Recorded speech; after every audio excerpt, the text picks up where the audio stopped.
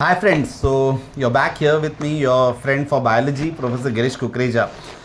A very quick overview about the biological classification, and that we'll be talking about fungi. We have studied the four classes of fungi. You have Phycomycetes, Ascomycetes, Basidiomycetes and Deuteromycetes. So today we'll be talking only about the two, that is your Ascomycetes or your sac fungi and Basidiomycetes, right? So the club fungi. Okay, so we'll be talking about Ascomycetes. So also commonly called, as I said, called as sac fungi, which are mostly multicellular, right? You remember the fungi, that is penicillium, yeah, the one where was known for discovery of penicillin, the first antibiotic, right? So most of them, they are multicellular, like you have this penicillium, and then you have some which are unicellular. Your favorite ones, the yeasts, the one which that is Saccharomyces, famous for your bread and beer and wine and much more, right? So they may be unicellular like your yeasts, that is your Saccharomyces. So remember, unicellular fungi belong to this particular class, that is your Ascomycetes, right? So they are saprophytic, they may be decomposers, they may be parasitic, they may be what you call as coprophilous, that is growing on the dung, right? The mycelium is branched and septate. So as we saw that only Phycomycetes have a septate mycelium, hence onwards you have all fungi which have a septate mycelium. So mycelium is branched and septate, and yes, they produce asexual spores which we call as conidia. And these conidia, they are present on a special mycelium which we call as the conidiophore. And these particular conidia, they are present exogenously. Remember this, that conidia are present exogenously on this particular conidiophore.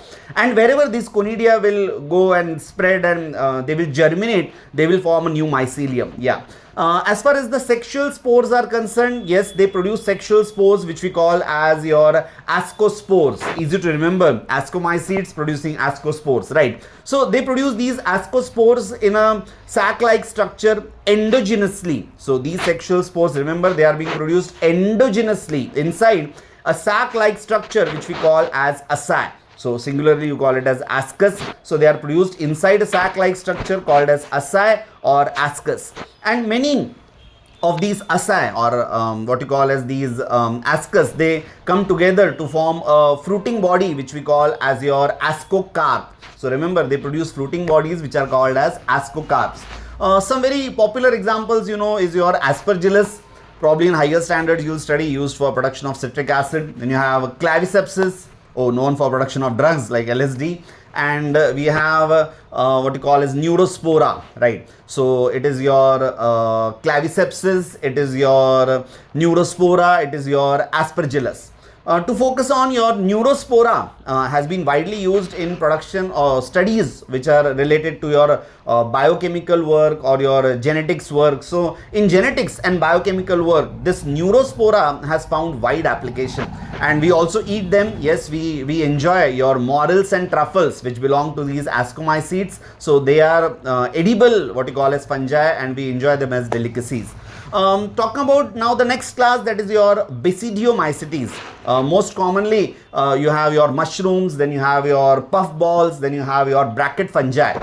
So these particular fungi, you will find them what you call is in the soil, on the tree stumps, right? You will find them on the logs, right? So you'll also find them inside the plants. So many of them, they are parasites inside the plants. So you remember your rust and smut. Yes, the diseases which we have learned of your plants caused by fungi, the rust and smut. So it is caused by these Basidiomycetes. Yeah, so they are pathogenic and parasitic. Asexual spores, you will find that they don't have asexual spores, right? But yes, they do have a vegetative kind of a reproduction which takes place by fragmentation. As far as sexual spores are concerned, sexual events are concerned, they don't have special sex organs, but then you will find that they follow the typical life cycle of a fungi, where there is a fusion of what you call as two different somatic cells or vegetative cells, and these two different somatic cells of a different genotype or a different genetic makeup, a different strain, they fuse together. So these two somatic or vegetative cells fuse together and they undergo this process of what is called as plasmogamy. Yeah, and this is then what you call as followed by karyogamy and meiosis, and it is this karyogamy and meiosis, it takes place inside this basidium.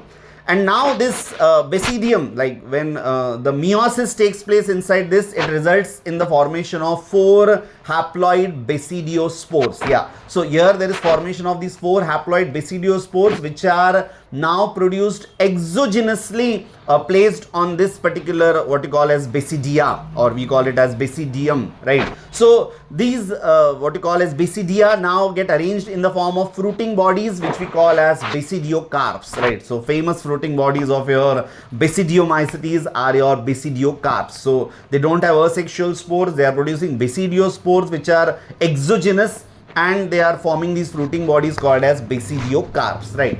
So some common examples of these particular Basidiomycetes, you have agaricus, that is your mushroom, you have ustilago, that is your smut, and you have puccinia, that is your rust. Yeah, thank you so much. I think this much is more than enough for today. Go watch this video 2-3 times and try to remember specific examples and some specific pores and spores, sorry, not pores, spores are now in my mind, like everything is going out.